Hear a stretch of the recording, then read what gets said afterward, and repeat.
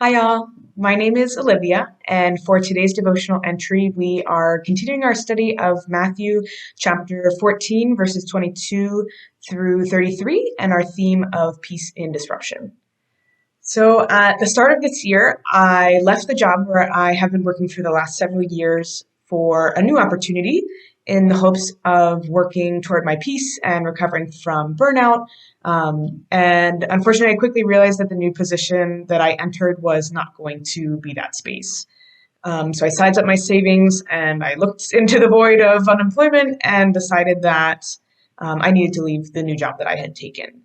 And as someone who thrives in certainty and routine, I was not pleased to be looking at a huge disruption, even one that I had chosen for myself. And I also had hoped that in making that decision, the disruption was automatically going to bring me peace.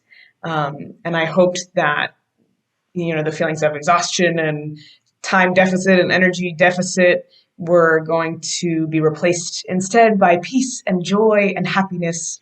And surely if remove the stressful things, then the opposite would move in. And I found that is not exactly quite how it works.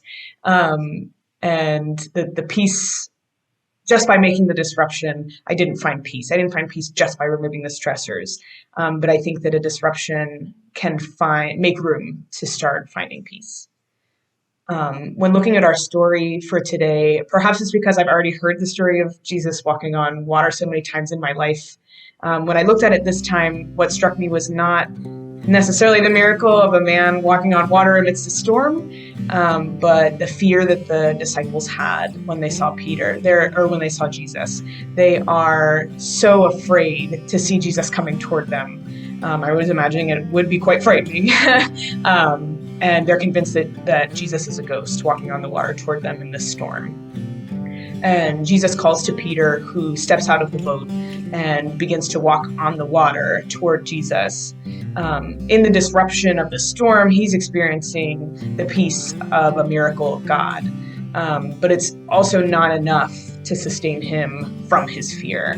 So the wind starts to whip around Peter, and his fear kind of disrupts that faith. And he begins to sink again, and he starts calling out for the Lord to save him. And, what kind of gets me about this story is that Peter is experiencing this miracle. He sees that Jesus is walking on the water. He steps out onto the water, starts to walk on the water himself.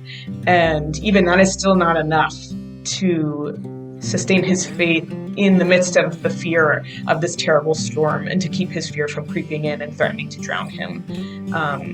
And boy, do I feel like a sinking Peter sometimes. I think we all have our sinking Peter moments. And even in this story, like as I start to talk about the story, I haven't quite decided if the storm represents the disruption of the day of fishing, if the storm is the disruption, or if Jesus represents the disruption by bringing the peaceful waters, this miracle of walking on water into the storm. And I think Jesus can bring peaceful waters to you right in the middle of your storm, can actively disrupt your storm by bringing peace and safety and calm, that he can be the disruption. And we have to be open to receiving that peace.